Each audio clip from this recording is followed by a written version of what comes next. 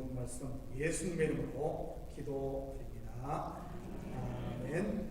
좋은 아침입니다. 자, 우리 좌우 앞뒤 돌아보시면 인사합니다. 사랑합니다. 축복합니다. 인사합니다.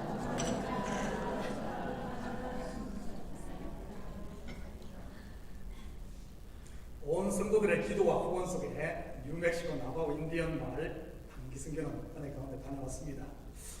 이번 선교 주제가 우리 교회 올해 표어인 창세기 13장 17절과 같은 말씀입니다. 한번 볼까요? 창세기 13장 17절. 우리 한 목소리를 같이 읽습니다. 시작. 너는 일어나 그 땅을 종과 행으로 누구 다니고 내가 그것을 내게 주리라. 그래서 같은 맥락으로 선교 주제를 Let God lead us, 하나님 우리를 인도하소서 했습니다. 그렇다면 누가 하나님의 인도를 받을 수 있겠습니까? 바로 겸손한 자, 낮아진 자, 더 나아가 자기가 부인된 자입니다. 자기 속에 갇혀 있다든지 아니면 자기가 펄펄 살아서 이렇게 날뛰는 사람은 절대 하나님의 인도를 받을 수가 없지요. 한마디로 지멋대로 가는 겁니다. 교회 일도 산더미처럼 많은데 열일 다 제쳐놓고 이번에 제가 굳이 선교팀에 합류한 이유는 선교도 선교지만 새로운 선교지에 대한 하나님의 분명한 콜링을 듣기 위해서였습니다. 왜냐하면 분명한 하나님의 부르심이 없이는 선교든 아니면 목회든 용두사미가 될 수 있으니까요. 용두사미 무슨 뜻인지 아시죠? 그래서 가르쳐 줍니다. 제가 시작은 용의 머리처럼 거창한데 끝은 뱀의 꼬리처럼 시지부지해지는 것 말이지. 콜링이 없는 선교는 선교의 이름을 빙자한 관광이 되기 쉽습니다. 관광은 어떻게 해야 관광이 되죠?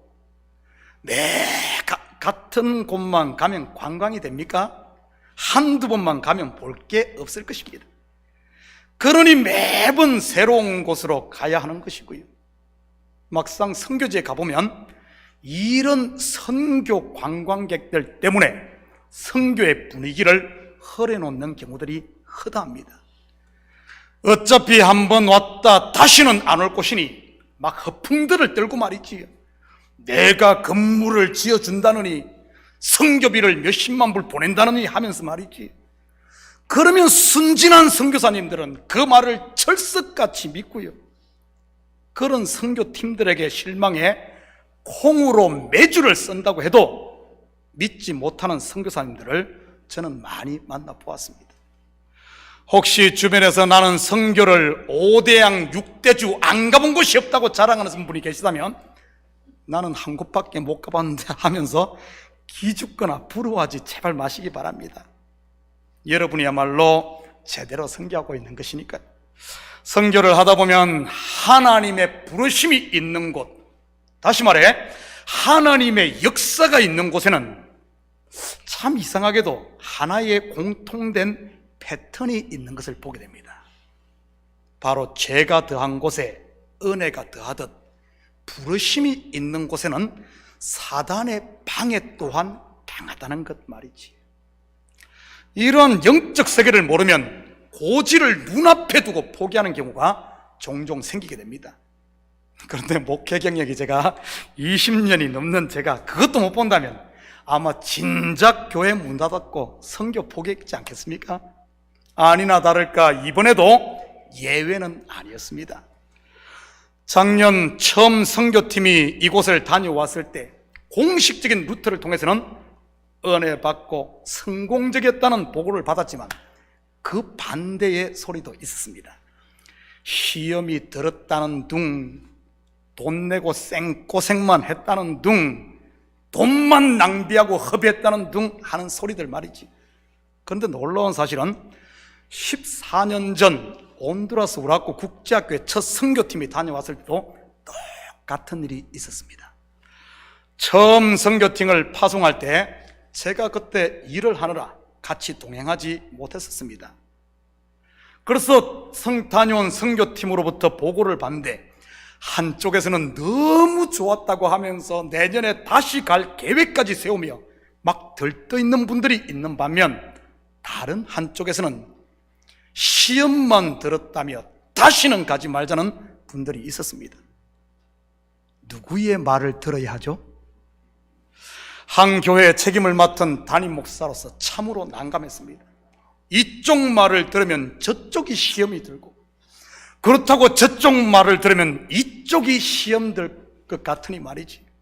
그래서 그때 모든 결정을 보류하고 제가 직접 1월에 지금은 적어하신 우리 안병철 집사님과 다녀왔습니다.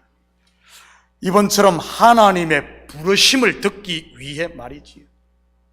온두라스 우라코 국제학교는 1월에 졸업식을 하는데 당시 순복음 신학교 졸업생들이 함께 단기 선교를 와 있었습니다.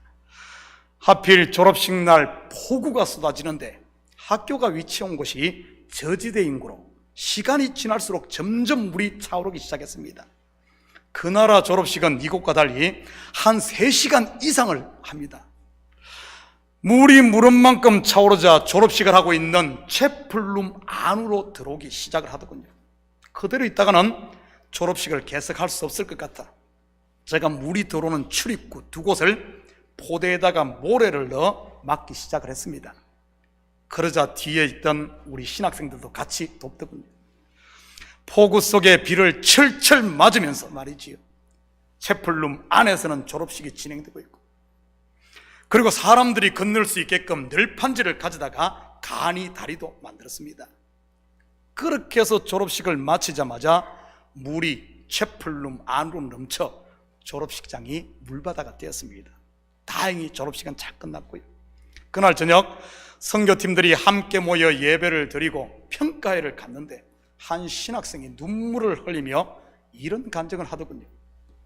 폭우 속에서 늘판지를 어깨에 메고 옮기는 문 목사님을 통해 십자가를 지고 골고다 언덕을 오르는 예수님을 보았다고 말이지. 저는 당연히 해야 할 일을 한 것뿐인데 누군가에게 이런 도전을 주었다는 것에 오히려 제가 놀랐습니다.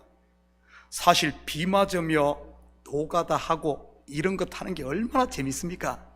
어릴 적 시골에서 소나기 맞으면서 모내기 하던 기억도 나고 말이지요. 그리고 그곳에 해야 할 일들이 얼마나 많이 눈에 보이는지, 그곳에 부르심이 있는 것입니까? 아니면 없는 것입니까? 콜링이 있는 것이지, 할 일들이 보여진다는 것 말입니다. 그리고 돌아와 교회에 선포를 했습니다. 올 여름 다시 온두라스 우라코 국제학교에 단기 선교팀을 파송하기로 말이죠. 물론 반대했던 사람들은 속으로 서운했을지 모릅니다. 물론 제게 말은 하지 않았지만 말이지, 자기의 의견이 무시되고 관철되지 않았기 때문에 말입니다. 그런 확실한 부르심이 있었기에 코로나 팬데믹에도 굴하지 않고 누가 뭐라고 해도 14년이 넘는 지금까지 그 교회 그곳에 선교할 수 있었던 것입니다. 뉴멕시코 선교를 다녀왔으니 이번에 못 가신 분들은 7월 첫 주에 있을 온두라스 선교팀에 조인하시기 바랍니다. 물론 이번에 다녀오신 분들이 함께 하면 더 좋고요. 아시는 분들은 아시겠지만 선교를 막으려는 사단의 방해가 이번에도 결코 만만치 않았습니다.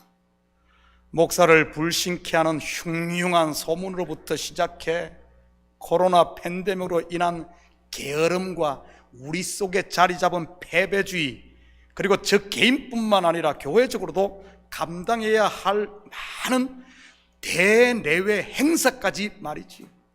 출발하기 전에는 뉴욕 장로연합회 조창 기도회도 우리가 호스트를 해서 치렀고, 내일 모레 화요일에는 뉴욕 실버학교 개강 예배도 있고요. 거기다가 선교지에서 줌으로 뉴욕 동로의 시차례도 했어야 했고, 내일은 우리 교회에서 노회 임원회 및 임사부 고시부 모임도 있습니다. 그리고 다음 주 화요일에는 본교회에서 노회도 있고요. 이런 가운데서도 선교를 다녀왔지요. 월요일 출발 시작부터 만만치 않았습니다. 라과디아 공항에서 보딩을 눈앞에 두고 비행기가 1시간 넘게 딜레이되며 차질이 생겼습니다. 갈아타는 텍사스 달라스 공항에서 2시간 여유가 있어 우리가 그곳에 가서 아침을 먹기로 계획했는데 1시간 넘게 딜레이가 되니 그것도 이게 만만치 않았어요. 그렇다고 보딩을 눈앞에 두고 아침 먹으러 갈 수 있는 상황도 아니었고요.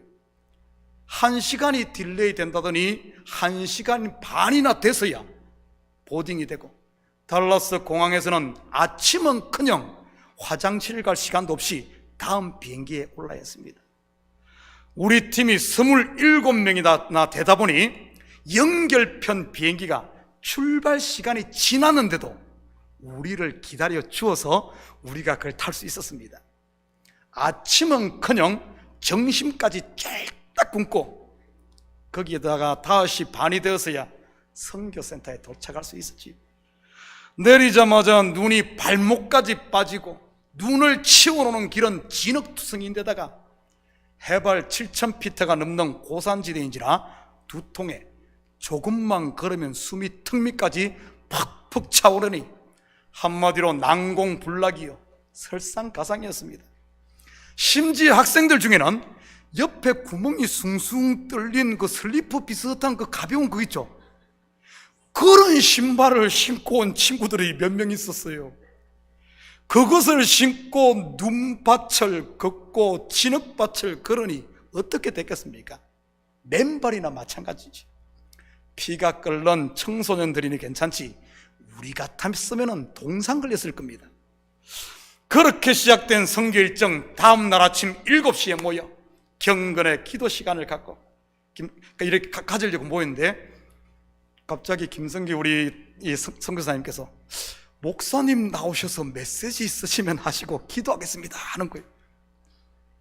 아무 생각이 없다가 그게 딱 그 소리를 들으니까 눈앞이 깜깜합니다. 그래서 학생들 앞에 딱 섰는데 신기하게도 하나님께서 말씀을 열어주시는데 저도 놀랐습니다. 오늘 이 시간은 선교지에서 받은 이 말씀을 먼저 나누고 본문을 간단하게 살펴보도록 하겠습니다. 이번 선교 주제가 뭐라고 했죠? Let God lead us. 하나님 우리를 인도하소서. 바로 겸손입니다. 본문은 창세기 13장 17절 믿음의 조상이라 불리는 아브라함의 스토리고요. 여러분에게 묻겠습니다. 믿음의 결과가 무엇입니까? 믿음의 결국 곧 열매 말이지요. 뭐죠? 베드로전서 1장 8절 9절입니다. 예수를 너희가 보지 못하였으나 사랑하는도다. 이제도 보지 못하나 믿고 말할 수 없는 영광스러운 즐거움으로 기뻐하니 믿음의 결국, 믿음의 열매 곧 영혼의 구원을 받음이라. 믿음의 결국이 뭐죠? 영혼 구원입니다. 그렇다면 내가 믿음이 있는지 아니면 믿음이 없는지를 무엇으로 알 수 있습니까? 믿음을 재는 잣대 말이지요. 무게를 잴 때는 저울이, 길이를 잴 때는 잣대가, 그리고 양이나 부피를 잴 때는 대가 있듯이 말입니다. 심지어 사람의 지능 지수도 IQ 테스트를 통해 재고 사람의 이 감성 지수도 EQ 테스트를 통해 재지 않습니까? 그렇다면 믿음은 무엇으로 잴 수 있습니까? 힌트를 드리자면 믿음의 조상이라 불리는 아브라함을 말할 때 가장 강조하는 것 말이지. 뭐죠? 히브리서 11장 8절입니다. 믿음으로 아브라함은 부르심을 받았을 때 순종하여 장래의 유업으로 받을 땅에 나아갈새 갈 바를 알지 못하고 나아갔으며, 뭐죠? 바로 순종입니다. 그렇다면 순종이 무엇입니까? 목사가 시킨 대로 하는 게 순종입니까? 물론 그것도 순종입니다. 그렇지만 성경에서 말하는 순종은 그것 이상입니다. 순종이 무엇인지 볼까요? 창세기 12장 4절입니다.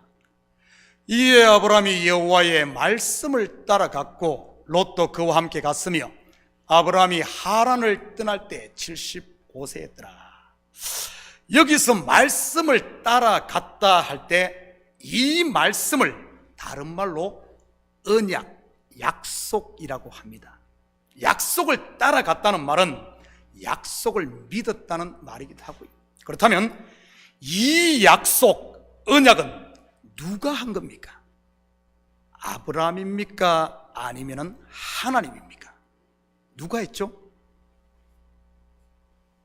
누가 했습니까? 이 약속 하나님입니다. 다시 말해 말씀을 따라갔다는 말은 하나님의 약속, 곧 하나님의 손이 자기를 붙들고 있다는 사실을 확신했다는 그 말입니다. 그런데 지금까지 아브라함이 붙들고 있었던 게 뭡니까? 자기 손으로 말이지. 본토, 친척, 아비 집, 곧 본질로 하면 하란입니다. 하나님의 손, 곧 약속은 그를 붙들어 가나안으로 끌려고 하는데 막 하나님의 손이 당기는데 그의 손은 지금 뭘 붙들고 있어요? 하란이라는 본토 친척 아비집을 붙들고 있으니 어떻게 되겠습니까? 하나님은 땡기는데 나는 그것 붙들고 있으니 말이지. 양쪽에서 한마디로 말하면 팔 빠지는 것이지. 그러면 어떻게 해야 되겠습니까? 하나님의 손, 곧 약속을 내가 뿌리치거나 취소할 수 있을까요? 내가 한 약속이면 내가 취소할 수 있습니다. 그러나 내가 한 약속이 아닌 하나님이 한 약속을 어떻게 내가 취소합니까? 내 팔이면 내가 놓을 수 있어요. 그런데 내 팔이 아닌 하나님의 팔이 나를 붙들고 있는데 어떻게 그걸 뿌리칠 수가 있겠습니까? 그러면은 내가 할 수 있는 게 뭐겠습니까? 내가 쥐고 있는 손을 놓는 것입니다. 성경은 내가 쥐고 있는 이 손을 놓는 것을 순종이라고 하는 것입니다. 내 손을 펴는 것, 내가 쥐고 있는 것을 포기하는 것. 아브라함의 생애를 보면 전부 자신을 내려놓는, 곧 포기하는 삶이었습니다. 본토 친척 아비 집을 포기했고 자기의 상속자라고 붙들고 있었던 거기서 나올 때 데리고 온 롯을 떠나보냈고 그 후에 종 엘리에셀도 포기하고 하갈의 몸을 통해 직접 낳은 아들 이스마엘도 포기했지. 뿐만 아니라 애굽에 내려가서는 아내 사라도 포기하고 자기의 생식 능력을 상징하는 할례까지 받음으로 그것 또한 포기를 했지. 그리고 결국 100세가 되어서야 하나님의 약속대로 이삭을 낳지만 그 이삭마저 모리아 산에서 내려놓았습니다. 그렇게 모든 것을 포기했는데 그 결과는 무엇일까요? 아무것도 없는 빈털터리 거지 나띵일까요? 아닙니다. 그 반대입니다. 믿음의 조상이 될 뿐만 아니라 열국의 아비가 되었으니까요. 아브라함만 그랬을까요? 그의 아들 이삭도 마찬가지 아니었습니까? 이삭도 자기의 아내 리브가를 포기하고 자기의 우물도 포기하고 나중에는 사랑하는 아들 야곱도 떠나보내지 않았습니까? 물론 신약의 12제자들도 마찬가지고요. 특별히 야곱은 두말할 것 없이 그 생 전체가 포기하는 삶이었습니다. 신약의 사도 바울 또한 마찬가지였고요. 바울이 고백한 자기가 쌓은, 지금까지 쌓은 율법의 의를 배설물처럼 버렸다는 말이나 나는 날마다 죽는다는 말이 이 말인 것입니다. Lost and found. 곧 잃어야만 얻는, 포기하는, 순종하는 믿음의 결국 영혼 구원 말이지. 이것이 바로 하나님께서 우리를 위해 준비한 구원의 비밀인 겁니다. 잃는 십자가와 그리고 다시 찾는 부활 말이지. 말씀을 깊이 있게 보지 못하고 그냥 겉으로만 보면 마치 하나님의 약속은 산 꼭대기에 세워진 깃발처럼 저 높은 곳에 세워져 있고 내가 열심으로 기어 올라가는 것처럼 보입니다. 아브라함이 여호와의 말씀을 따라갔다고 하니 말이지. 그런데 실상은 어떻습니까? 마치 지구의 중력이 모든 것을 아래로 끌어당기듯이 하나님의 손이 우리를 끌고 있는 겁니다. 출애굽한 이스라엘이 가나안을 찾아간 것 같지만 사실은 구름 기둥과 불 기둥이 그들을 끌고 가고 있었던 것입니다. 그것을 하나님은 내가 너희를 독수리 등에 업고 걸었다고 표현을 했고요. 마치 모래 위에 발자국이란 식구처럼 말입니다. 여러분 모두가 이 시에 대해서는 한 번쯤은 들어보셨을 겁니다. 어느 날 한 사람이 밤에 꿈을 꾸었습니다. 주님과 함께 해변을 걷고 있는 꿈이었지. 그런데 하늘 저쪽으로 자신의 지나온 날들이 비쳤습니다. 한 장면씩 지나갈 때마다 그는 모래 위에 두 사람의 발자국이 난 것을 보았지. 하나는 그의 것이었고 다른 하나는 주님의 것이었습니다.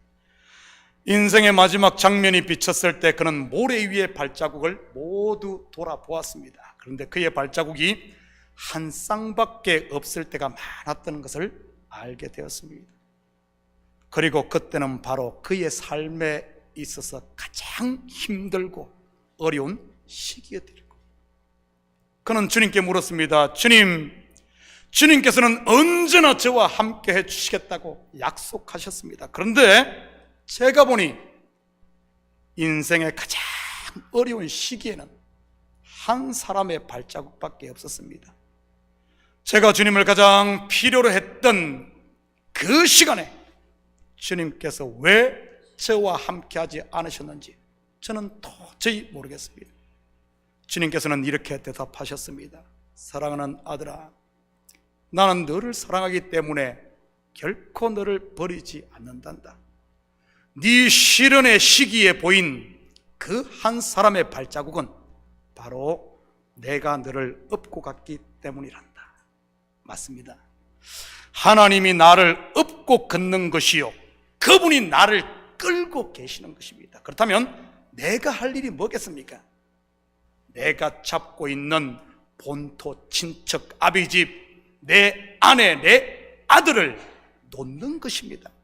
이것을 한마디로 하면 무엇이겠습니까? 이런 것들이 뭐겠어요? 본토, 친척, 아비집, 아내, 자식, 바로 옛사람 나요, 육신의 생각인 겁니다. 이것이 바로 아브라함이 살았던 순종의 삶이었던 것이고요. 제가 이것을 아이들에게 설명하기 위해 우리 학생들 중에 가장 힘이 세 보이는 두 사람을 나오겠습니다.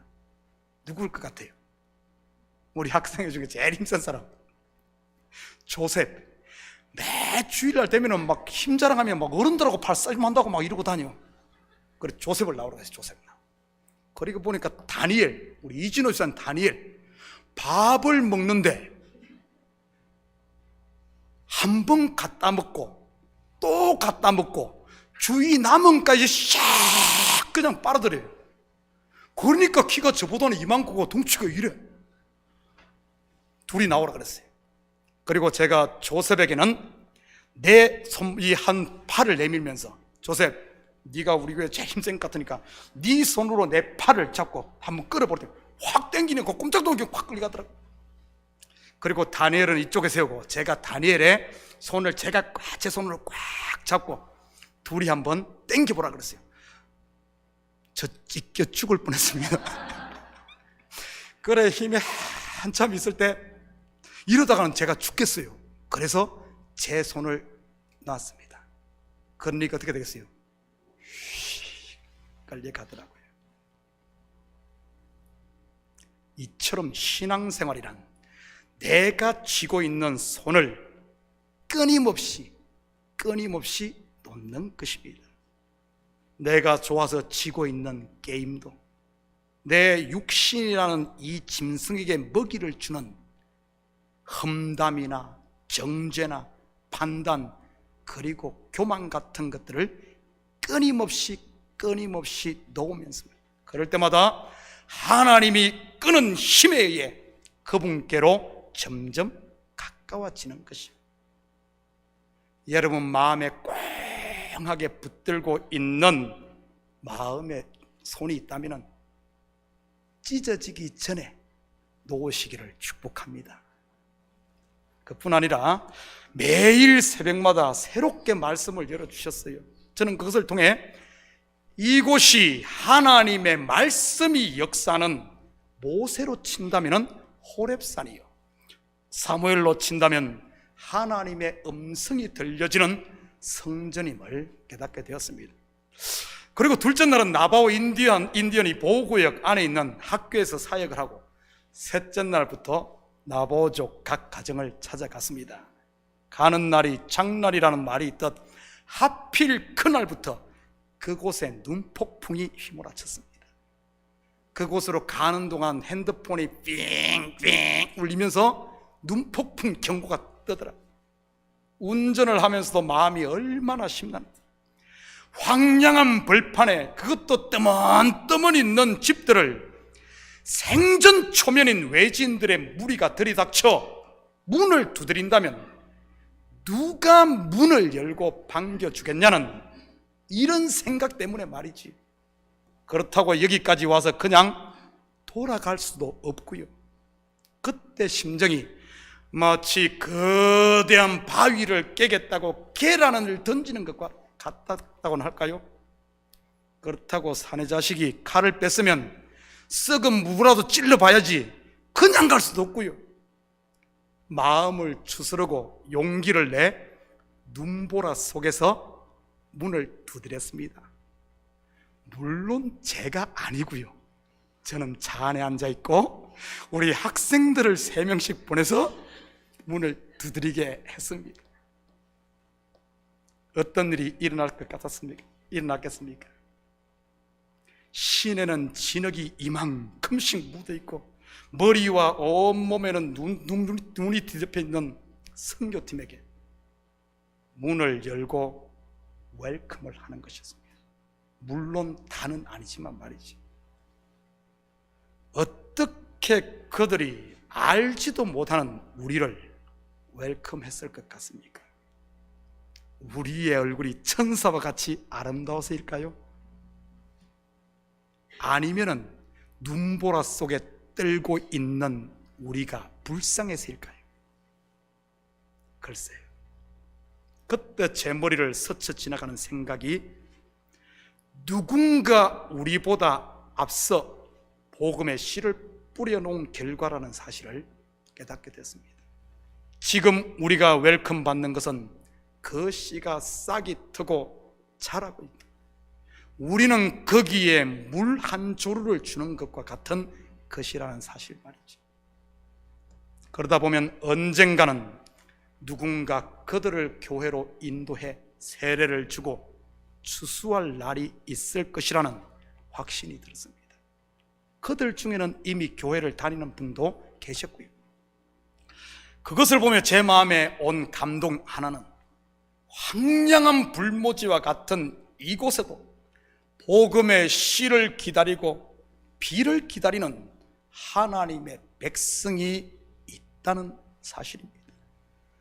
어쩌면 문을 열고 선교팀을 웰컴한 그들에게 우리는 그냥 스쳐 지나가는 가랑비, 아니 잠시 있다 사라진 아침 이슬에 불과했을지 모릅니다.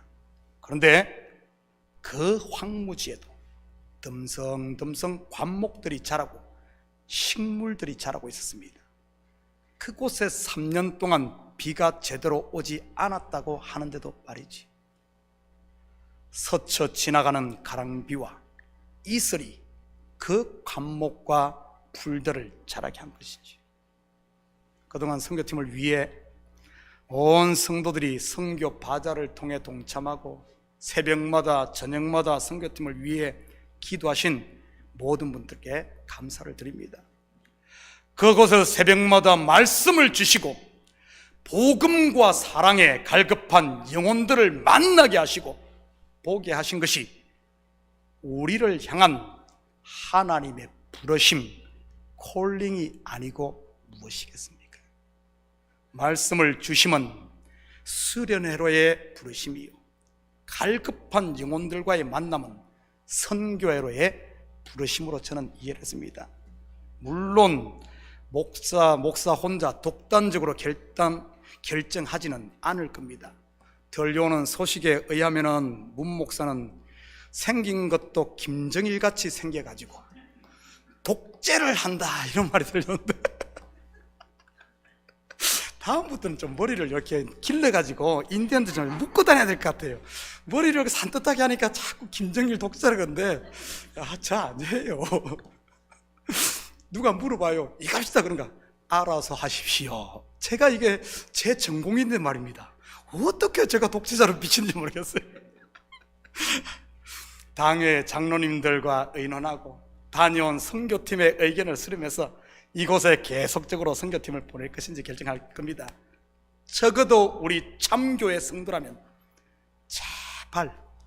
제발 시험 든 사람들 소리 듣고 왈가불가 하지 마시고 개인의 기분이나 감정 가지고 하나님의 일을 막는 하나님의 대적자는 되지 마시기 바랍니다. 기도하고 콜링을 통해서 움직여질 때 일회성이 아닌 어떤 일이 있다 할지라도, 환란이 있다 할지라도, 교회 경제가 어렵다 할지라도 갈 수 있는 거예요. 갈 수 있는 거. 우리가 온두라 14년 가까이 할 수 있었던 게 뭐겠습니까? 그 사이에 가자는 막 왜 없겠어요. 갔다가 싸움하고 오기도 하고 별일들이 다 있죠. 별일들이 다 있어. 사실 팬데믹을 거치면서는 제 마음에도 흔들리더라고요. 나 먹고 살기도 바쁜데 또 가야 되냐. 근데 또 하나님께서 놔두질 않아요. 놔두질 않아. 이런 확실한 콜링이 있으면 끝까지 갈 수 있어요. 그러나 이것이 없으면 기분이나 감정대로 하게 되면 어떻게 이런 것을 이겨나가겠습니까? 저는 그리고 이번에 놀라운 사실이 제 머릿속에는 항상 우리 학생들 하면은 이놈들 말 안 듣는 삔지리 이런 게 좀 이렇게 있어요. 말도 해도 알아듣지도 못하고 못 알아듣는지 못 알아듣는 척 하는지 모르겠는데 아무튼 이 녀석들이 그래요. 그래서 그런 마음이 항상 자리 잡고 있었는데 제가 이번에가 쇼킹했습니다. 애들이 전부 키가 이만큼씩은 다 자라있고 옆으로도 이르고 그걸로 끝나잖아요. 아이들의 신앙이 얼마나 자라있는지 제가 일부러 가서 녹화하게끔 했습니다. 저도 사실 두려워서 녹화 못하는데 가더라고요. 가서 녹화. 그리고 이제 녹화해서 집에 들어가면은 같이 이제 기도를 하잖아요. 이제 가서 기도할 때 제가 좀 영어가 조금 딸리지 않습니까? 그 인디언들 전부 영어꾼이에요. 그래서 제가 기도하지 않고 갑자기 그 적석에서 데니엘 기도해, 아니면 조셉 기도해, 아니면 척척한데 아이들이 기도를 하는데 제가 감동받을 정도로 그렇게 하더라고요. 그리고 예전에는 보면은 막 아이들 한번 불러 모으려면은 고함을 지르고 사정을 하고 눈물을 뿌려야지 오던 애들이, 우리 김성계 선교사님 말도 조용조용 하잖아요. 큰 소리도 안 내. 그런데도 아이들이 착착착 움직여지며 요번에 리더로 세워졌던 아이들이 어른보다도 더 하는 것을 보면서 야, 내가 옛날 속에 옛날 꽃날 거기에 갇혀 있었구나. 우리 아이들이 이렇게 자라있는 것은 모르고 그놈들 삔질이 이렇게만 생각하고 있었으니 얼마나 부끄럽던지. 그래서 새로운 아이들의 그걸 보면서 야, 우리 교회에 미래가 있구나. 어제보다 오늘이, 오늘보다 내일이 성숙되어지는 학생들의 그 모습을 다시 볼 수 있었습니다. 이 일을 위해 여러분들도 계속 기도해 주시고 선교와 우리 학생의 이행을 위해서 기도해 주시기 바랍니다. 아멘. 본문 1절 2절입니다. 각 사람은 위에 있는 권세들에게 복종하라. 권세는 하나님으로부터 나지 않음이 없나니 모든 권세는 다 하나님께서 정하신 바라.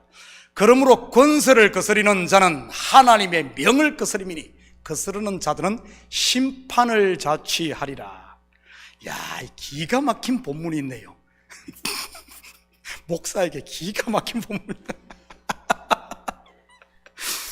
이 본문을 가지고 성경 공부를 인도하다 보면 꼭 나오는 질문이, 목사님, 그렇다면 불의를 행하는 권세에 대해서도 복종을 해야 하는 것입니까? 하는 물음입니다. 여러분은 어떻게 생각하십니까? 입 다물고 복종해야 할까요?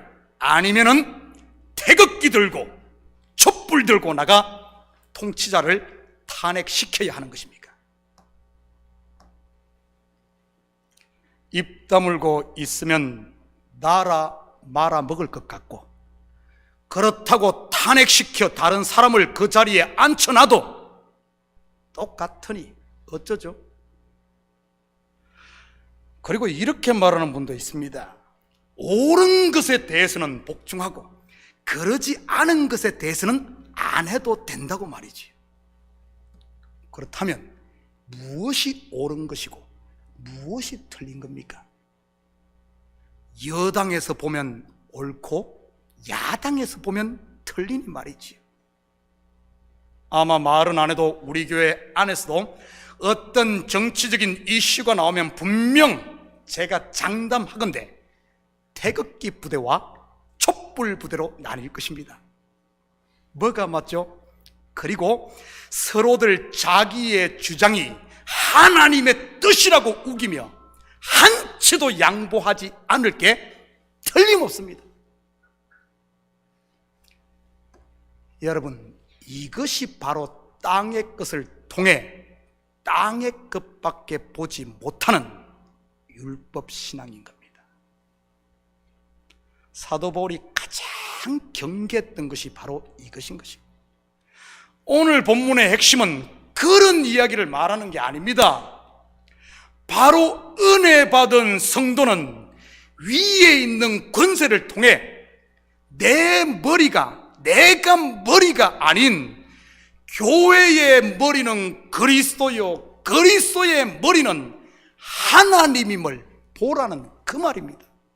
다시 말해, 땅의 것을 통해 땅의 것만 보지 말고 땅의 것을 통해 하늘의 것을, 보이는 것을 통해 보이는 것만 보지 말고 보이는 것을 통해 보이지 않는 그 세계 위에 권세가 있는 하나님을 보라는 그 말입니다.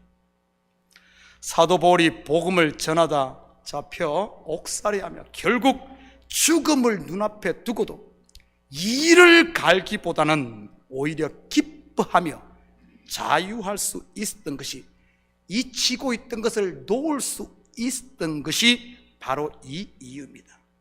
내 위에 모든 것들 위에 있는 권세, 바로 대제사장이신 하나님이 있음을 알고 그분께 맡겼다는 것이지.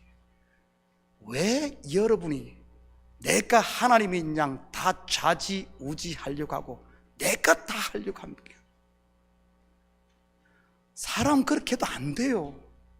제발 좀 나아요. 하나님이, 이 권세가 있으면 하나님이 계심을 안다면 그런 거에 매이지 않습니다. 억울합니까? 도끼 갈지 말아요. 뭐하러 갑니까? 갈아놓고 찍지도 못하면서. 찍을 겁니까? 찍지도 못하면서 왜 그 갈고 있어요? 내 위에 권세가 있고 참 하나님이 살아계심을 안다면 그분께 맡기는 겁니다. 하나님이 주신 이 복을 왜 그런 것에 매여 다 낭비해버리고 그럽니까? 지금 그 이야기 하는 거예요. 사랑하는 성도 여러분, 이 한 주도 여러분의 삶 가운데 일어나는 크고 작은 일들을 통해 하나님의 부르심, 콜링을 들을 수 있기를 축복합니다. 그래서 어제도 오늘도 그리고 내일도 임마누엘로 친히 우리와 함께 하시는 하나님과 동행하심으로 은혜 받은 성도로서 땅에 매여 중내 산에 이렇게 해가지고 이러면서 다 은혜 까먹고 그러지 마시고, 여러분, 땅에 그런 것을 통해 하나님의 뜻을 깨달음으로 그분 안에서 좀 자유하시고 하나님의 기쁨이 되며 열매가 있는 이런 복된 한 주 사시기를 예수님 이름으로 축복합니다. 같이 기도하십시다. 사랑의 아버지 하나님, 참으로 감사드립니다. 주님의 인도하심 따라 모두가 무사히 은혜 가운데 또 선교 다녀오게 하시니 참으로 감사를 드립니다. 아버지 하나님, 주님의 음성을 듣고 주님 뜻이면 아버지 하나님 끝까지 갈 수 있는 저희들 되게 하시고, 아버지 하나님 내 뜻이 아닌 온전히 주님 앞에 내 손을 펴므로 순종하고, 아버지 하나님 걸음으로 말미암아 믿음의 결국 영혼 구원뿐만 아니라 하나님이 주신 복들을 마음껏 누리며 살게 도와주시옵소서. 감사드리며 예수님 이름으로 기도드립니다. 아멘.